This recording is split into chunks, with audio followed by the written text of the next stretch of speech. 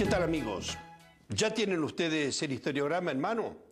Yo se lo aconsejo de todo corazón porque desde ese punto de vista el tener el esquema en la mano les permitirá muchísimo avanzar en lo que aquí estamos tratando de decirles. Y la última vez explicábamos el primero de todos los paneles, que explicábamos que es en realidad el principal de todos ellos, ya que en este primer panel se habla del surgimiento cristiano, verdaderamente prodigioso. Y ahora yo quisiera concentrarme en el título de lo que aquí está dicho. Fíjense ustedes el título de este primer esquema: Los comienzos y la cristianización del Imperio Romano.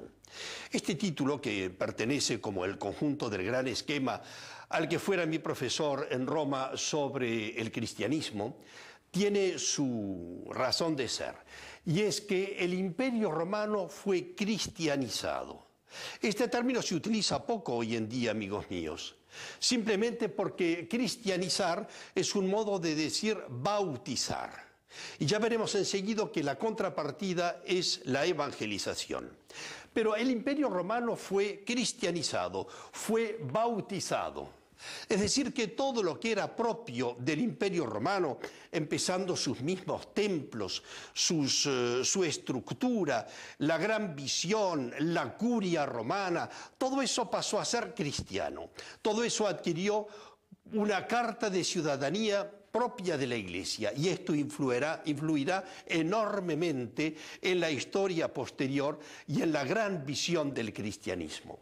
Y una vez que hemos visto este panel, que como ya indicábamos termina con los años 500 y mencionábamos en particular a San Agustín, debemos decir al mismo tiempo que aquí aparecen otros grandes personajes que ustedes los encontrarán en su esquema en el color azul claro, y son los pensadores. Son aquellos que fueron dando coherencia, fueron viendo que los conocimientos que se tenía por la filosofía griega, más la griega que la romana, y fueron dando razón de ser a todas las cosas.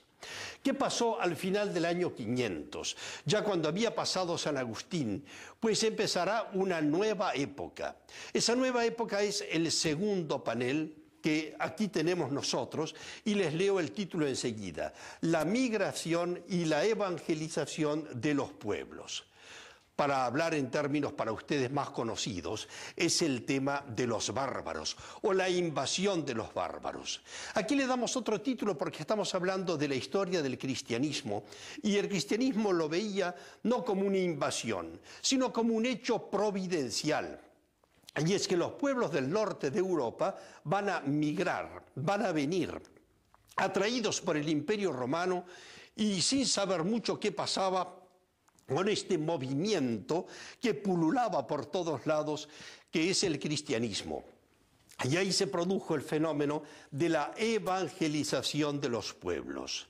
Fíjense que antes hablábamos de que el Imperio Romano fue cristianizado, y ahora decimos que los pueblos que vinieron del norte fueron evangelizados.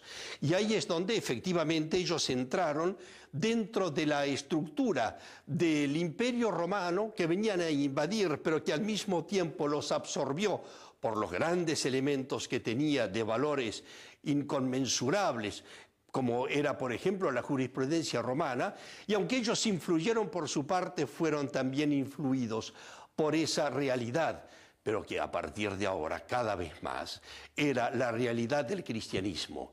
No hay que olvidar que al final del panel primero había caído el Imperio Romano de Occidente. Roma había caído y se convertirá en la capital cristiana, y no ya en la capital del imperio, que había pasado a Oriente.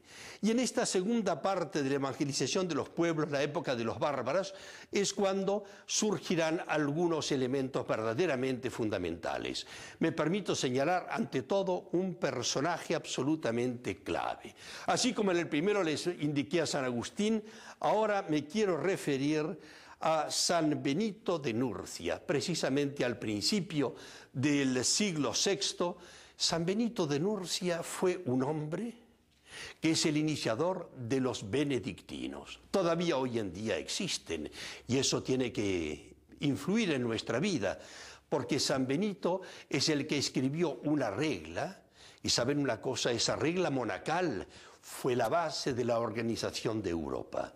Otro elemento fundamentalísimo será la llegada de la realidad que es Mahoma, el mundo del Islam y todo lo que eso va a influir. De manera, hermanos queridos, nosotros estamos ya caminando claramente hacia el conocimiento del cristianismo. Tratemos de ir situándonos y la historia se nos abrirá con toda claridad.